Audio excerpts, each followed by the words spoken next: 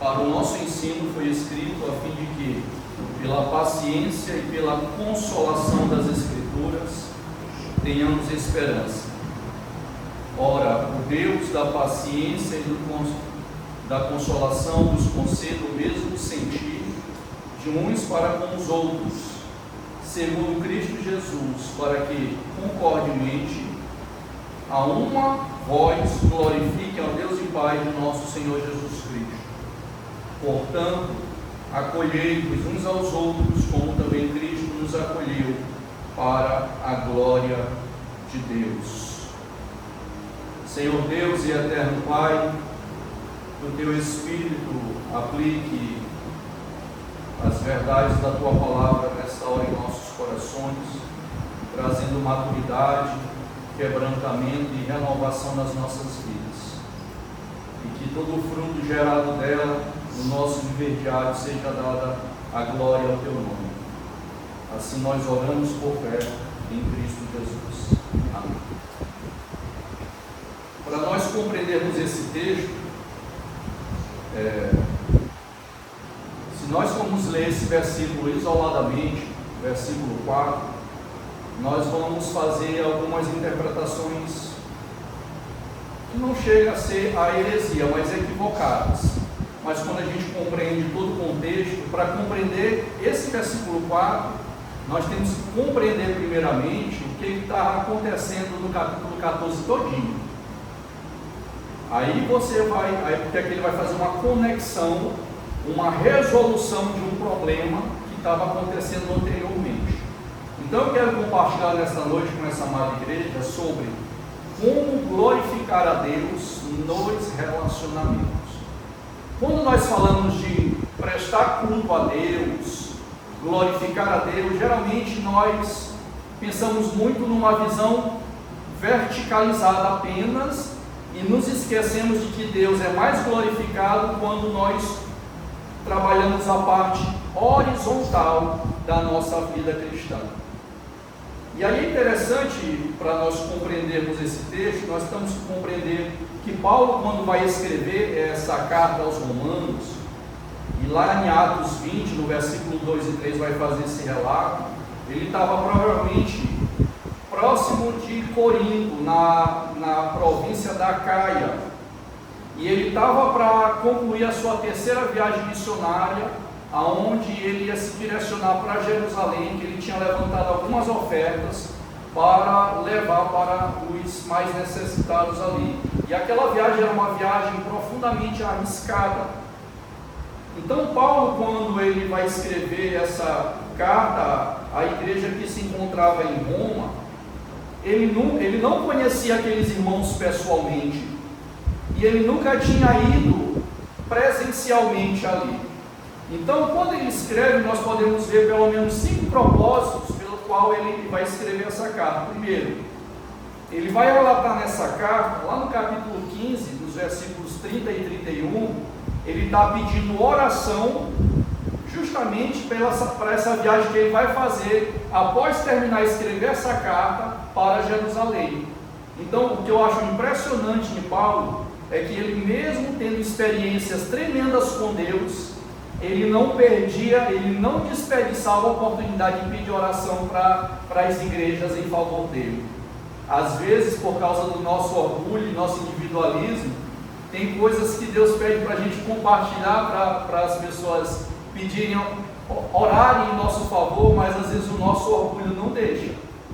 Não é verdade? O nosso orgulho às vezes nos leva a uma ilusão de ótica, achando que a gente vai resolver aquela situação sozinha. E aqui isso me chamou a atenção. Paulo, uma das razões, ele está pedindo oração. E aqui não é a primeira vez, você vai ver isso em quase que todas as cartas do apóstolo Paulo. Ele não perde tempo, ele não tem problema nessa área de compartilhar as suas lutas e pedir para que os irmãos orem.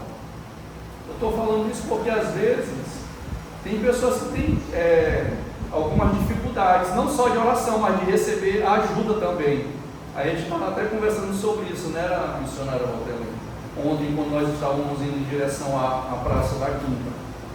Segundo motivo pelo qual Paulo escreve essa carta aos Romanos é que ele desejava visitar profundamente, conhecê-los pessoalmente. Ele deixa isso registrado no capítulo 1, no versículo 13, o desejo de ele estar ali. A gente sabe que o homem faz planos, mas a resposta vem dos lábios do Senhor.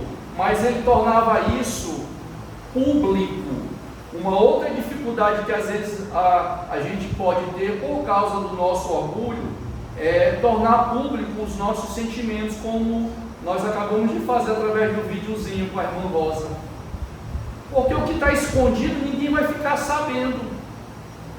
Entende? Então, às vezes você pode amar, mas quando você não torna isso público, parece que é a mesma coisa que nada, embora você ame determinada pessoa. Mas às vezes nós precisamos tornar isso público. O apóstolo Paulo também, ele não tinha essa dificuldade. Então, uma segunda razão, um segundo propósito, ele desejava visitar pessoalmente, ele deixa isso claro nessa carta. E ele queria compartilhar algum dom espiritual, algum tipo de serviço que ia promover edificação profunda nesses irmãos. E uma outra coisa também, não menos importante, mas é que ele queria chegar até Roma, porque ele pretendia chegar à Espanha. Então ele precisava de uma base missionária que o enviasse para a Espanha. Então ele tinha essa visão estratégica de chegar a Roma, conversar com aquela liderança ali, e Deus, movendo o coração daquela igreja, o enviá-lo até a Espanha para a proclamação do Evangelho no continente europeu. Então nós observamos que também ele vai fazer uma exposição detalhada do Evangelho. Então, no capítulo 14, o que está acontecendo? Eu creio que vocês já leram o capítulo 14. Lá está acontecendo que vai surgir duas expressões: os crentes fracos e os crentes fortes. Vocês já leram esse capítulo 14? Qual era a problemática? Em relação a bebida, comida e dias da semana. Paulo vai trabalhar essa questão de que os mais fortes, aqueles que se consideravam mais fortes, deveriam suportar as debilidades na fé dos mais fracos. Mas não confundam, esses mais fortes não tem nada a ver com um superpoder para não pecar. Ele está usando isso em relação a alguns assuntos aqui. Por exemplo, alguns acreditavam que você não poderia comer algum tipo de carne, por exemplo. E se eu, que sou o mais fraco de consciência, vou na casa da irmã Valdelene, vejo ela comendo um assado de panela de carne, e eu vou me escandalizar com aquilo. Então Paulo está dizendo: olha, você que é mais maduro e que vive para a glória de Deus, você tem que ter paciência com esse irmão. E aí, depois, quando a gente chegar no capítulo 15, do versículo 1 ao 3, ele vai dar um modelo de Cristo, até chegar no versículo 4 que nós lemos. Aí ele vai tratar de dias. Olha, se o mais fraco considera que tem que se guardar determinado dia, o que guarda faz para o Senhor, e o que não guarda também faz para o Senhor. Então, tanto o que guarda quanto o que não guarda, tanto o que come quanto o que não come, faz para a glória de Deus. Então, nesse sentido, tanto os fortes quanto os fracos, mas principalmente os fortes, deveriam ter uma ação de paciência perseverante para com esses mais fracos. E é interessante que a palavra suportar, que aparece aí, e aparece no capítulo 15, não é apenas a ideia de dar suporte, mas é dar o suporte, colocar o seu ombro, caminhando com esse mais fraco na fé, mas você vai ensinando para ele, até ele compreender o que é essencial no Evangelho de Jesus Cristo. Então, percebam que aqui é diferente do que acontece em Gálatas. Em Gálatas ele vai dizer, olha, se um anjo descer do céu pregando um outro evangelho, seja considerado anátema, maldito. Ele pega logo pesado. Mas e por que aqui não? Porque lá em Gálatas a questão era uma questão central do evangelho: negar o Messias, negar a divindade e a humanidade de Cristo. Aqui não, aqui é questões secundárias, irmãos. Isso é bem parecido com o que acontece em algumas igrejas, em algumas sessões administrativas, quando irmãos e irmãs às vezes brigam por decisões de cor de cortina. Entende? É uma questão secundária, é uma questão terciária. Isso é centralidade do Evangelho? Cor de cortina? Não. Dia de semana é centralidade do Evangelho? Não. Tipo de comida é centralidade do Evangelho? Não. Aí, depois que ele expõe tudo isso, quando ele vai iniciar o capítulo 15, quer ver? Deixa a sua Bíblia aberta, ele vai dizer: ora, nós os que somos fortes, devemos suportar. Romanos capítulo 15, Pedro, o versículo 1 ao 7. Nós devemos suportar as debilidades dos fracos e não agradar a nós mesmos. Então percebam que como é que eu sei que eu sou maduro? É quando eu tenho um sentimento e um propósito dentro do meu coração que me faz ter uma paciência perseverante em relação àquele outro irmão que ainda não conseguiu mergulhar em uma determinada verdade bíblica.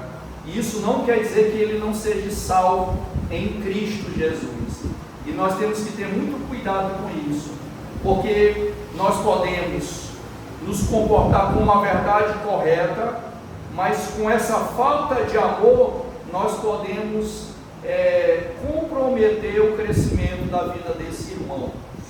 Então nós observamos aqui que Paulo, quando ele vai iniciar o capítulo 15, ele está mostrando para aqueles que se consideravam fortes, mostrando o seguinte: olha, todo o conhecimento, toda a maturidade espiritual daquele que se considera forte e maduro, não nos deve levar à arrogância e ao desprezo dos fracos. Da metade do capítulo 15 para lá, ele vai ressuscitar um texto de Isaías, que da raiz de Jessé sairia um que iria acolher os gentios. E aí ele coloca tudo dentro de um mesmo povo, judeus e gentios, para justamente quebrar essa ideia de que não existe melhores, que não existe maiores, mas Cristo é tudo em todos, quebra todas as barreiras. Irmãos, a igreja de Jesus Cristo, mesmo com todas as suas falhas, mesmo com todos os seus defeitos e maus testemunhos, mas ainda a igreja de Jesus Cristo é o melhor lugar para se estar ainda aqui na terra. Quando nós compreendemos essa verdade, que nós fomos enxertados na videira, não porque merecemos, mas porque Deus é gracioso. E aí quando eu olho para o meu irmão, o meu olhar é diferente. Por que às vezes esses problemas acontecem? Geralmente é uma má interpretação da graça de Deus que me alcançou.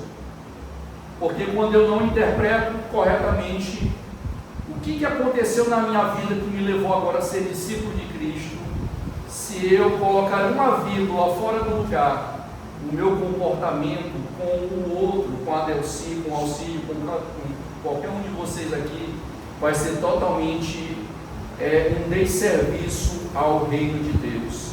Então é interessante que ele vai dizer: olha, você que é um crente forte, você tem que suportar, você tem que dar suporte, você tem que ter paciência, você tem que ter bom ânimo. Ele vai falar isso mais lá na frente, até que ele alcance essa maturidade. É isso que nós chamamos de discipulado. Discipulado, irmãos, é para a vida toda, não é 13 semanas apenas de estudo. Discipulado é para a vida toda.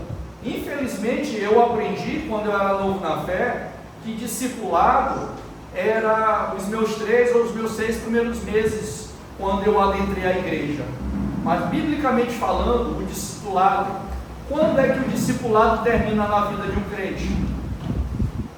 Alguém gostaria de responder? Hein? Só quando ele estiver na glória. Aí eu acho, mas até lá eu acho que ainda vai continuar discipulado, porque a Bíblia diz que ainda vamos continuar conhecendo quem Deus é, porque não se esgota o conhecimento da pessoa dele, porque ele é eterno, entende? Então, o discipulado é enquanto há fôlego de vida, como a irmã Delci falou, muito bem.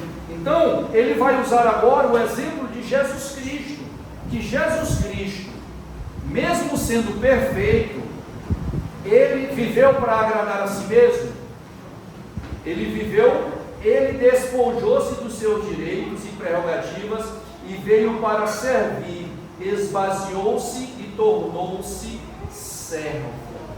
Então preste atenção, ele usa um modelo de Cristo para mostrar para esses crentes mais fortes que nós devemos tomar como espelho o modelo de Cristo, que ele esvaziou a si mesmo, como fala em Filipenses capítulo 2, e tomou a forma de servo, e experimentou a morte de cruz. Porque às vezes, irmãos, principalmente quando a gente começa a estudar muito as questões de Deus, como é que esse conhecimento vai trazer glória para Deus? É quando ele gera essa paciência perseverante para ensinarmos outras pessoas, aqueles que vão chegando. Seja sincero com você mesmo. Quantas vezes você ficou um pouco impaciente quando o pastor André ou qualquer outro que esteja pregando aqui ou dirigindo o culto diz assim: irmãos, vamos abrir na passagem tal. Todo mundo já encontrou aí, tem um ou dois irmãozinhos com muita dificuldade para abrir. E aí, como é que está o teu coração nessa hora? Está cheio de glória a Deus, com paciência perseverante, ou dizendo: Senhor, acelera a mão desse irmão para encontrar logo aquela passagem bíblica? Bem aí a gente mostra um termômetro, como a gente precisa voltar para esse princípio bem aqui. E bem aí isso mostra que de fato nós não somos tão maduros quando a gente elabora um conceito acerca de nós mesmos, da nossa vida cristã. E isso, claro, né? Eu estranhei, eu tinha percebido ele. Eu mexi, glória a Deus. Então, nós aqui, até aqui esse momento, nós vamos observar que o capítulo 14, ele expõe essa problemática.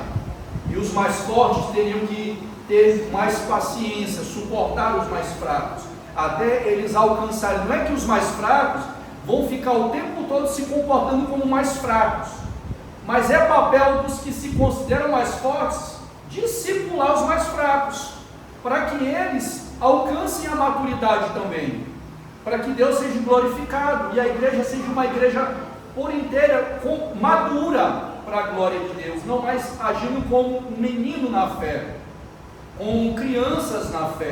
Para isso precisa desse comportamento. E aí ele chega no capítulo 15, ele mostra qual deve ser a nossa postura como cristãos mais maduros em relação aos mais fracos, que ainda não conseguem entender algumas doutrinas bíblicas, e é compreensível isso. Hoje o entendimento que você tem não é o mesmo que você tinha há 2 anos atrás. Algumas verdades que era difícil de você acolher no seu coração, hoje o Espírito de Deus já te preparou, te capacitou para acolher, porque existe um tempo de preparação que Deus dá a cada um, na medida da fé que Ele dá a cada um de nós dentro do corpo. Mas aqui nós observamos que Ele vai usar tanto o exemplo de Cristo, como o testemunho das Sagradas Escrituras. E aí vai entrar agora no texto que nós lemos. No versículo 4 ele vai dizer: olha, tudo que foi escrito no passado, foi escrito para o nosso ensino, ou a nossa instrução. Essa palavra aqui é a mesma palavra que aparece em Timóteo 3,16. Toda a escritura é inspirada por Deus. Aí lá vai aparecer, uma das palavrinhas que vai aparecer é instrução, ou educação, que é a palavrinha paideia, que é da onde surge a palavra pedagogia, instrução de criança. A palavra pedagogia é instrução de criança, ou condução de uma criança até atingir a maioridade. Aí eu pergunto, quando nós nos convertemos, nós não somos bebês na fé? E quem é que vai nutrir? Quem é o instrumento de Deus aqui na terra, dentro do corpo, que vai nutrir esse bebezinho na fé? De quem é a responsabilidade? É só do pastor André? É só dos diáconos, o irmão Cid, o irmão Togo? É só do ministro de louvor? É só do tesoureiro? É só do pregador? Não, é de cada membro, e principalmente aqueles mais experimentados, a fim de que esses mais fracos, daqui a um tempo, vai receber outros e vai fazer o mesmo papel. Quando a gente não vê isso, irmãos, em uma igreja, sabe o que acontece?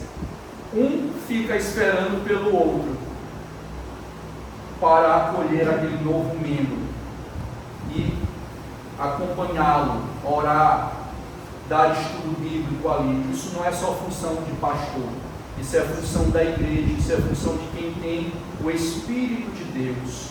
É interessante que eu quero trazer algumas verdades aqui nesta noite. Como é que nós podemos glorificar a Deus em nossos relacionamentos dentro do corpo de Cristo? E a primeira verdade que está no versículo 4, que eu quero compartilhar com os irmãos, é reconhecendo a importância do que está escrito. O versículo 4 vai dizer, olha, tudo que foi escrito no passado foi escrito para o nosso ensino. O que o apóstolo Paulo tinha em mente quando ele diz tudo que foi escrito no passado foi escrito para o nosso ensino? O que ele estava pensando naquele momento ali? Essa carta provavelmente foi escrita entre 57 e 58 depois de Cristo. O que ele tinha em mente? E que nós acarregamos ela quando nós vamos para a igreja, quando nós vamos fazer o nosso devocional em casa sós com Deus. O que ele tinha em mente? Que tudo que foi escrito para o nosso ensino. Pode arriscar, irmãos. Hoje eu vou dar mais liberdade, vai ser tipo uma IBD hoje aqui. Alguém gostaria de compartilhar? O que Paulo tinha em mente? Tudo o que foi escrito no passado foi escrito para o nosso ensino. Ele está pensando em quê? Especificamente o AT, o Antigo Testamento. Ele está se referindo, ele está trazendo a esses irmãos a uma igreja composta de judeus e gentios. Olha, tanto judeus quanto gentios, é como se ele estivesse dizendo, olha, vocês não se lembram do que os profetas disseram? De que haveria um dia, de que os gentios seriam inseridos nesse povo também. Tanto é que quando chega no versículo 11, ele usa um texto de Isaías, e ele mostra dessa nova aliança, e os profetas, apesar de não saber a data exata quando isso iria acontecer, mas Deus levantou o tempo todo no Antigo Testamento os profetas, mostrando de que haveria um tempo de que o povo não seria apenas formado por judeus, mas de todo aquele que cresce verdadeiramente em Jesus Cristo. E agora Paulo está tratando com um público, uma igreja onde é composta por judeus e gentios, quebra todo o muro da separação que fala lá em Efésios capítulo 2, aonde em Cristo, na cruz, o muro que separava judeus e gentios foi derrubado, foi quebrado, e os dois agora estão dentro de uma mesma aliança, e por isso não é para haver mais o que? Disputas, brigas. Mas porque se nós compreendemos tudo isso, porque há rachas dentro da igreja, porque há divisões dentro da igreja, porque que há picuinhas dentro da igreja? Por que será que mesmo a palavra de Deus nos mostrando essas verdades tão maravilhosas, no dia a dia a igreja vai se desgastando no Brasil afora e vai se surgindo novos ministérios de brigas, de divisões, de porfias, e que acabam trazendo mau testemunho à nação brasileira e no mundo? Então, a primeira verdade que nós podemos glorificar a Deus nos nossos relacionamentos é compreender o que a Escritura diz que é ser povo de Deus.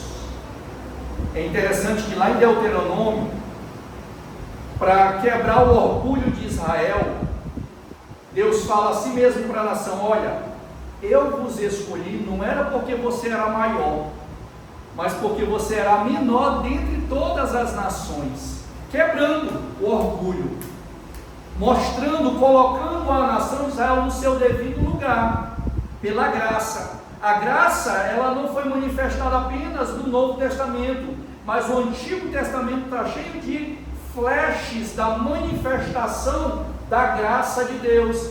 E essa é uma quando Deus escolhe a nação de Israel para ser luzeiro para as outras nações, porque haveria um tempo que, quando Jesus Cristo surgisse, esses gentios, aqueles que não procuravam a Deus, seriam alcançados por Ele na pessoa bendita de Jesus. E quando nós compreendemos o que está escrito acerca disso, nós vamos mudar algumas posturas nossas. É engraçado que em alguns lugares, igrejas, em muitos lugares, as igrejas não estão mais pertencendo a Jesus Cristo. As igrejas estão tendo outros proprietários, se é que vocês estão me entendendo. Líderes humanos se apropriando da igreja que não é deles, mas agem como se a igreja fosse deles. É interessante que quando Paulo diz: olha, tudo que foi escrito para o nosso ensino. A ideia, no grego, existem duas palavras para conhecimento. Uma se refere a um conhecimento intelectual, e a outra se refere a um conhecimento que nos leva a experiências, a experimentar, a aplicar, a praticar. Quando Paulo fala que aquilo que foi escrito para a nossa instrução, para a nossa condução, para nos treinar, para nos habilitar, ele está nos trazendo a uma ideia prática.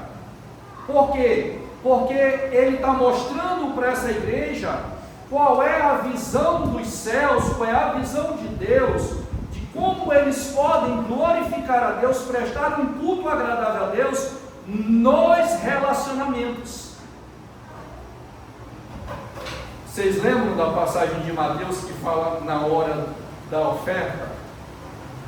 Se eu tiver com o mapa da irmã Delci, o que eu tenho que fazer? Não vai adiantar. E se eu depositar aqui 100 mil reais de oferta, mas eu não tiver com mágoa da irmã Delci, vai ser um culto de aroma agradável nas narinas de Deus?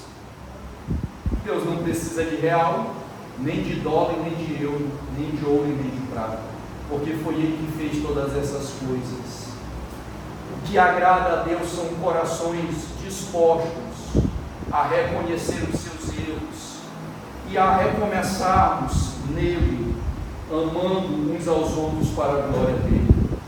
Então aqui a ideia que indica muito mais que uma comunicação de conhecimento intelectual. A ênfase aqui é na prática do viver diário do cristão.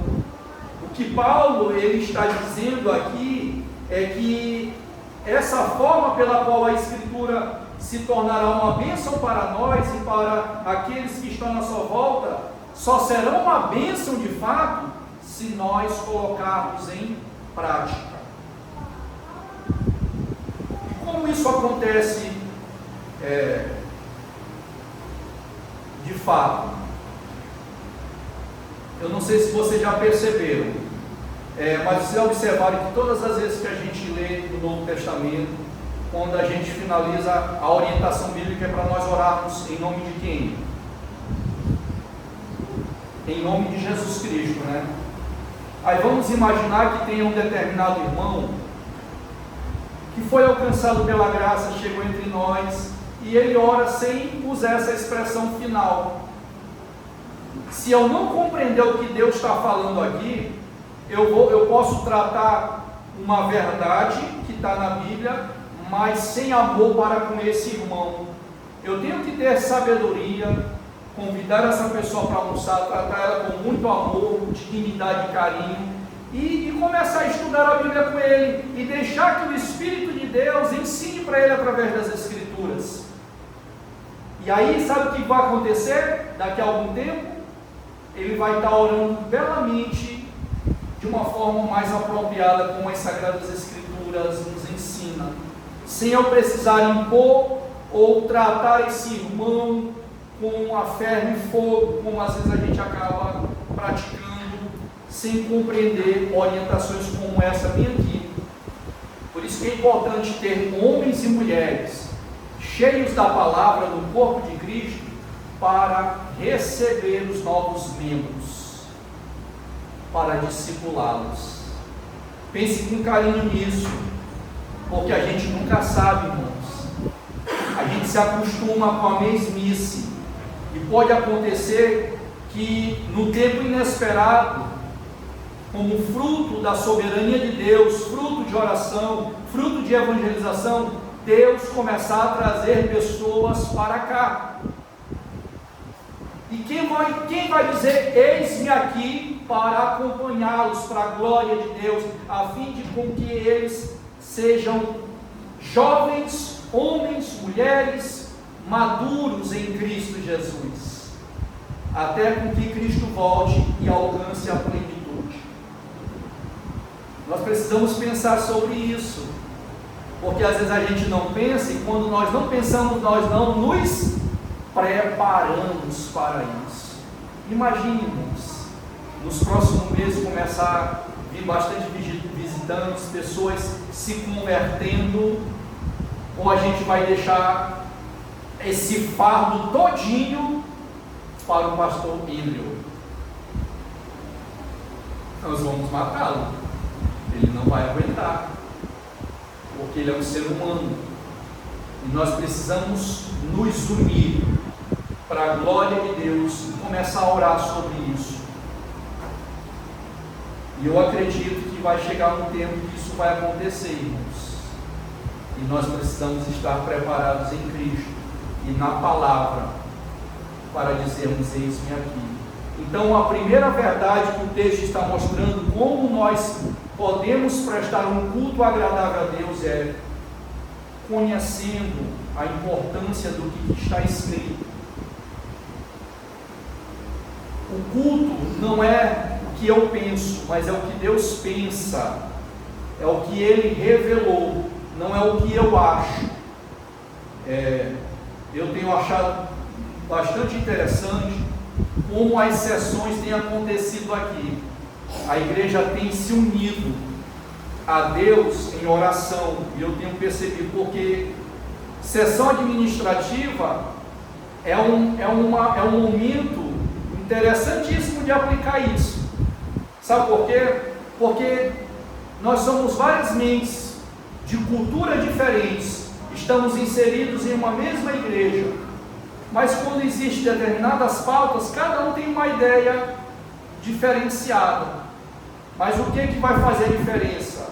É o Espírito de Deus que habita em nós, que vai nos conduzir a um só propósito, a uma só fé e a um só sentimento. E aí, se eu entender que mesmo eu pensando assim, mas Deus está direcionando assado, eu vou me juntar ao assado, não ao assim. Porque não diz respeito ao que eu quero ou ao que eu desejo, mas o que Deus quer estabelecer no meio do seu povo, por meio da sua santa palavra. E eu tenho percebido, a prova viva é a questão desse terreno, né? Que nos deixou até meio confuso, mas Deus foi gracioso e conduziu cada membro, e tem conduzido jovens, homens e mulheres nesta localidade para a glória do seu nome. Lá em 1 Coríntios, capítulo 10, versículo 11, abra lá em 1 Coríntios 10, 11. Ainda dentro dessa primeira verdade.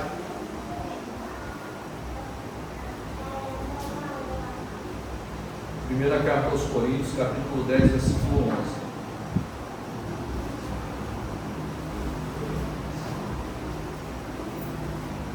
Só o versículo 11 mesmo, que diz assim: essas coisas lhe sobrevieram como exemplos, olha só, e foram escritas para a advertência nossa, de nós outros, sobre quem os fins dos séculos têm chegado. Olha só que novamente ele vai repetir a palavra, foram escritas. Aqui, se nós fôssemos parar para estudar todo esse capítulo 10, ele está falando do deserto. E lá do deserto, que está registrado no Pentateuco, principalmente em Números e Deuteronômio, ele vai falar de que aquilo ali estava se referindo a Cristo, porque ele fala de uma mesma fonte e de uma mesma bebida espiritual, mas que dentre aqueles que estavam lá, ele não se agradou da maioria. Aí ele vai relatar que está lá no episódio das serpentes, que foram picados pela serpente, e que em um só dia 23 mil foram sucumbidos pela ira de Deus. Aí ele vai dizer, olha, isso tudo foi escrito para a nossa advertência. Novamente, quando ele usa a expressão foram escritas, ele está voltando ao episódio lá do Pentateuco, que está no Antigo Testamento. Então, só reforçando a ideia que em Romanos capítulo 15, no versículo 4, ele entra em conexão com 1 Coríntios 10, 11. Todo o apóstolo Paulo está remetendo a uma reflexão lá no passado, ao que foi escrito. Então, é importante nós estudarmos toda a Escritura, Antigo e Novo Testamento. Então, aqui ele está dizendo, olha, o que está lá no Pentateuco, especialmente em Números e Deuteronômio, foi escrito para a nossa advertência, ou seja, para a igreja aqui em Romanos, para a igreja de Roma, e aqui em Corinto, para a igreja de Corinto. E isso serve para nós, para a igreja batista regular, Ebenezer, para nós que estamos aqui nesta noite, ouvindo a sua santa palavra. Uma segunda verdade que o texto vai nos mostrar, que se você puder sublinhar ou circular na sua Bíblia ou anotar, e depois revisar, vai nos ajudar muito durante a semana, para termos uma semana de perseverança. Porque, primeiro ele diz que tudo que foi escrito no passado para o nosso ensino. Agora, o que foi escrito gera dois benefícios. Romanos capítulo 15, versículo 4. E esses dois benefícios é perseverança e bom ânimo. Mas por que eu estou afirmando que é gerado pela Escritura? Porque o próprio texto vai dizer que por meio da perseverança e do bom ânimo, procedente das Escrituras. Talvez na sua versão tenha, ao invés de bom ânimo, tenha consolação. Mas na nova versão internacional tem bom ânimo. Então, é interessante que tem uma palavrinha que fala sobre paciência e longanimidade. O grego, ele é muito diverso no seu significado. Então, vai haver textos na Bíblia que vai falar para nós sermos longânimos diante de situações que estão nos provando. Não existem situações que nos provam, que são as tribulações que tentam nos paralisar. Então, existem palavras no Novo Testamento, que vem do grego, que a longanimidade está relacionada às circunstâncias externas. Mas também existe a mesma palavra em português, longanimidade, no grego, que é paciência com pessoas. Existem longanimidade para circunstâncias externas, mas existe longanimidade para com pessoas. Então Paulo está dizendo aqui que aquilo que foi escrito, ela tem o poder de nos capacitar e nos habilitar a termos dois benefícios: a paciência perseverante e bom ânimo. Aí eu pergunto, quem é que não precisa desses dois benefícios em seus dias atuais? De paciência perseverante e bom ânimo. Mas isso procede das Escrituras. É isso que ele está dizendo. A perseverança e o bom ânimo são gerados por quem? Por mim? Pela palavra de Deus. Quer ver uma prova viva que vocês sabem melhor do que eu? Quando nós passamos 1, 2 ou 3 ou 4 dias ou uma semana sem meditar nas Sagradas Escrituras, o que acontece com a gente, irmãos? A gente não começa a esfriar, lutas tão pequenininhas nos fragilizam, ficamos sem fé, ficamos sem esperança, ficamos com uma visão de alguém que não tem Cristo, porque nos distanciamos das Escrituras. Mas Paulo está dizendo, olha, vocês que são crentes fortes, voltando para a temática de 14, vocês precisam deixar que a palavra de Deus, as Escrituras, gere isso no coração de vocês, perseverança e bom ânimo, para que vocês olhem agora o outro, o fraco na fé, com o olhar de Cristo. Aí tudo muda, porque se não for pelas Escrituras, o que vai acontecer? É aí que, lembra que eu fiz uma pergunta? Por que tem tantas divisões na igreja? Por que tem disputas? Por que tem facções gospels dentro da igreja, como na igreja de Corinto? É porque nós nos distanciamos das Escrituras, que nos promovem dois benefícios extraordinários: paciência perseverante e bom ânimo. Agora a gente quer ter a paciência perseverante e o bom ânimo, mas descartando as Escrituras, aí a nossa vida vai ficando pesada, a nossa vida cristã vai ficando um fardo insustentável de poder carregar. Romanos capítulo 12, versículo 3 vai dizer o seguinte: porque pela graça que me foi dada, digo a cada um dentre vós, que não pense de si mesmo além do que convém, antes pense com moderação, segundo a medida da fé que Deus repartiu a cada um. Então, quando você compreende a graça de Deus que te alcançou e a medida da fé que Ele deu a você, você vai se posicionar de uma maneira que a tua vida glorificará o nome de Jesus. Guarde isso, que todas as vezes que nós estamos comprometidos com a palavra, ela por si só tem um compromisso de gerar esses dois benefícios das nossas vidas. Eu estou falando isso, irmãos, e nós vamos precisar, não vai demorar muito. Segunda-feira está chegando e as lutas vão vindo novamente, e tem lutas que não esperam nem segunda-feira chegar, elas se apresentam ainda logo após o culto, e nós vamos precisar mais do que nunca dessa paciência perseverante de bom ânimo, no nosso ambiente de trabalho, no nosso relacionamento conjugal.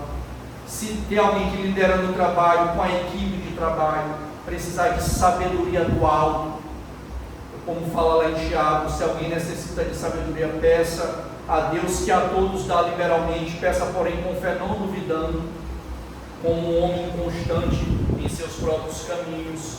Então, essa perseverança e esse bom ânimo nos leva a ter uma visão coerente com a visão do reino de Deus. E aí, nós prestamos um culto agradável a Deus.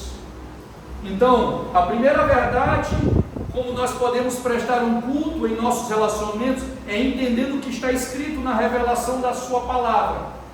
Segundo, é compreendendo que a própria palavra, ela gera em nós dois benefícios maravilhosos: perseverança e bom ânimo. Ora, se nós estamos com corações perseverantes e cheios de bom ânimo, melhor será o nosso culto agradável a Deus, na nossa verticalidade e na nossa horizontalidade, que é com o próximo, que envolve o outro, que envolve um na vida do outro. E aí nós vamos adorar a Deus de uma maneira que o agrada. E por último, Paulo agora ele vai mostrar, primeiro ele mostra a importância da revelação da palavra dele, que foi escrita no Antigo Testamento, mostrando que toda a Escritura é inspirada por Deus e útil para o ensino, para a repreensão e correção e instrução na justiça. E ele nos mostra que a própria palavra de Deus tem o poder de nos fazer pessoas perseverantes e cheias de bom ânimo, mas agora ele mostra a fonte dessa perseverança e desse bom ânimo.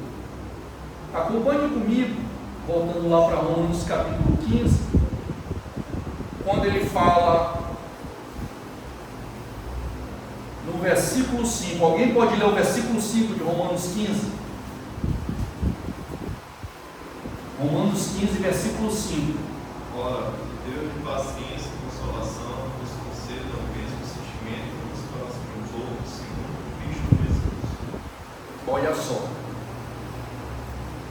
No versículo 4, ele fala que o que foi escrito, ele vai usar que tem alguns fins, que é gerar perseverança e bom ânimo que procede das Escrituras. Agora, no versículo 5, ele vai dizer assim: olha, ora, o Deus da paciência ou da perseverança, ele vai pegar as mesmas expressões que foi usado no versículo 4, paciência ou perseverança, ou consolação ou bom ânimo, ou seja, mostrando que Deus usa a sua palavra, ela é a fonte máxima da onde provém toda a perseverança e bom ânimo que nós necessitamos. E isso, irmãos, nos serve como uma direção quando nós nos encontrarmos cansados na nossa vida cristã. Quem nunca se cansou na sua vida cristã? Levante a mão. Quem nunca ficou cansado na vida cristã? Quem nunca duvidou da sua própria fé? Eu creio que todos nós, em algum momento da nossa vida, passamos por crises. Crises em relação à nossa fé, crise em relação ao nosso relacionamento com o nosso Deus, com o nosso Senhor e Salvador Jesus Cristo. Mas Paulo está encorajando aquela amada igreja, e Deus, por meio da sua palavra, está nos encorajando nesta noite, e nos ensinando por meio dela, a glorificarmos o nome dele nos nossos relacionamentos, conhecendo, mergulhando no conhecimento da fonte máxima que gera toda a perseverança e bom ânimo. Jeremias capítulo 9, ele vai dizer o seguinte, que o sábio não se vanglorie na sua sabedoria, o forte não se vanglorie na sua força, nem o rico na sua riqueza, mas aquele que se gloriar, glorie-se em me conhecer. Então a terceira verdade está relacionado a conhecer a fonte que gera toda a perseverança e bom ânimo. Quanto mais eu mergulho no conhecimento de quem Deus é, mesmo diante das lutas que eu vier a passar, as provações, as tribulações, o momento de desânimo ou o pensamento de desistência, mas o conhecimento de quem Deus é suficientemente, totalmente capaz de me renovar dia após dia para a glória do nome dele. Então, é interessante que ele associa a essa fonte o Deus da paciência, o Deus do bom ânimo. Ele vai dizer: lhes conceda de um mesmo sentir uns para com os outros. Não confunda unidade com uniformidade. A igreja não vive uma uniformidade. O que é uma uniformidade? É todo mundo pensar igual, da mesma forma. Não, a graça não anula isso.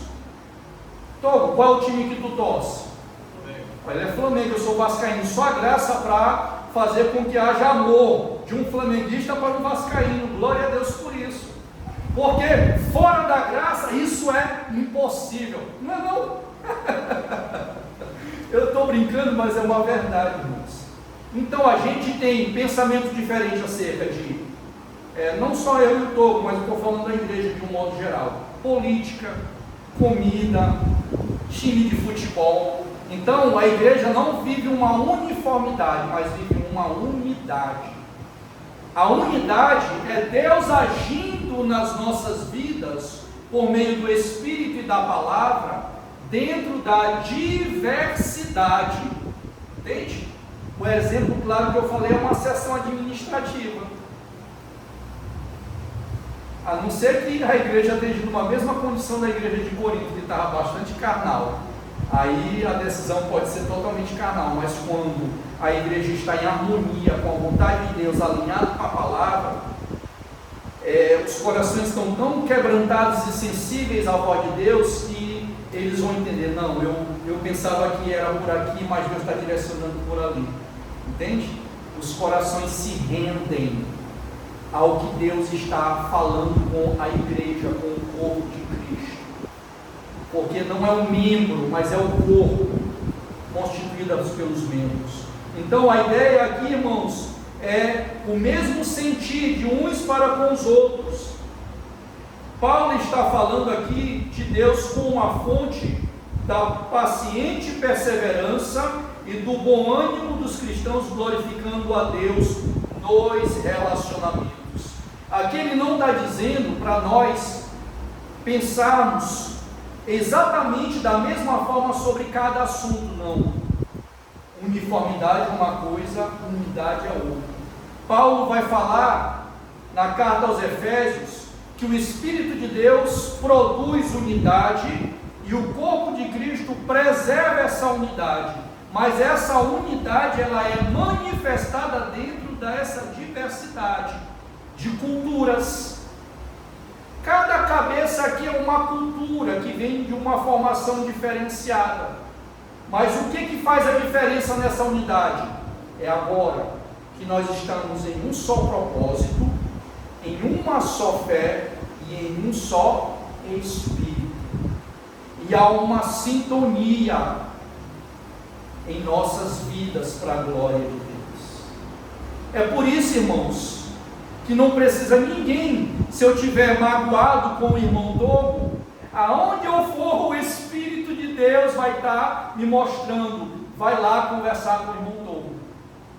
Não vai ser preciso ninguém estar me falando isso, porque o Espírito de Deus testifica com o nosso Espírito, Romanos 16, que nós somos filhos de Deus. Ele vai testificar quando algo está em desalinhamento com a vontade do Pai e o nome de Jesus Cristo não é glorificado. Então, irmãos, o apóstolo Paulo, para nós finalizarmos, ele vai trabalhar dentro desse texto, ele vai usar 3 instrumentalizações. Primeiro, ele usa o modelo de Cristo, mostrando que Cristo deixou suas prerrogativas, os seus direitos e viveu não para agradar a si mesmo, mas para entregar-se em favor de muitos. Da mesma forma deve ser a igreja de Cristo, na glorificação a Deus através dos relacionamentos saudáveis.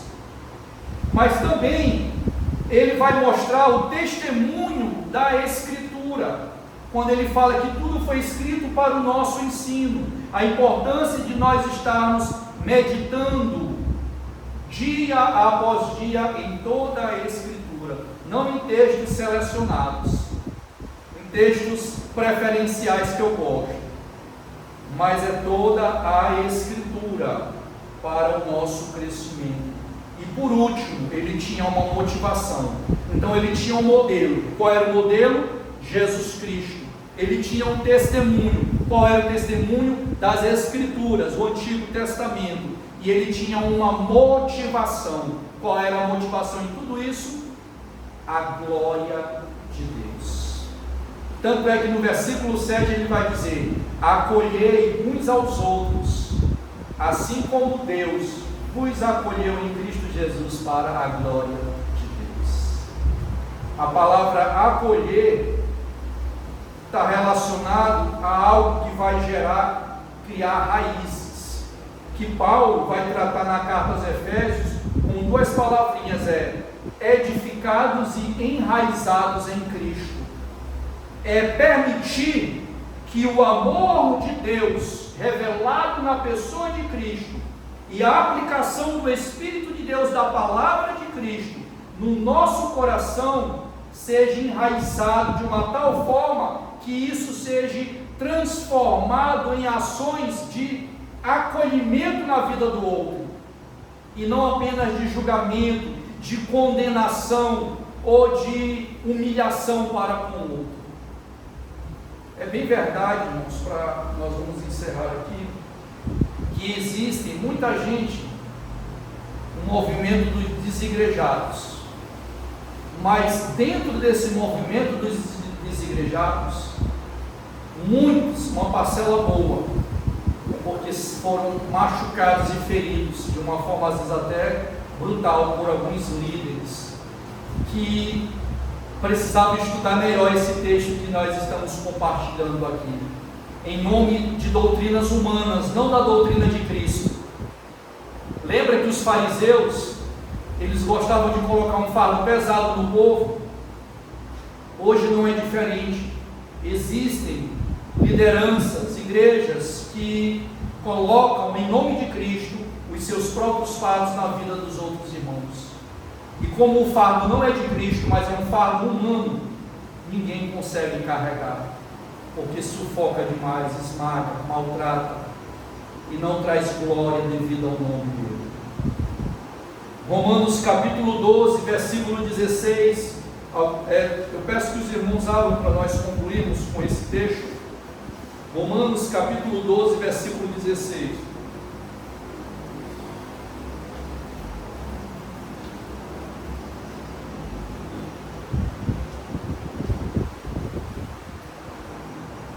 Que diz assim: tende o mesmo sentimento uns para com os outros, em lugar de serdes orgulhosos, condescendei com o que é humilde, e não sejais sábios aos vossos próprios olhos. Então percebam que lá no capítulo 12, o apóstolo Paulo, ele já está trabalhando essa questão. Então que nós possamos glorificar a Deus em nossos momentos a sós, em nossos lares, mas que também nós possamos prestar um culto agradável a Deus em nossos relacionamentos, um na vida do outro, até mesmo quando o irmão começa a entrar num processo de esfriamento, nós temos que saber fazer esse tipo de acolhimento, esse tipo de abordagem na vida do outro. Então, que Deus seja glorificado nas nossas vidas e através delas, em nome de Jesus. Agradeço a oportunidade.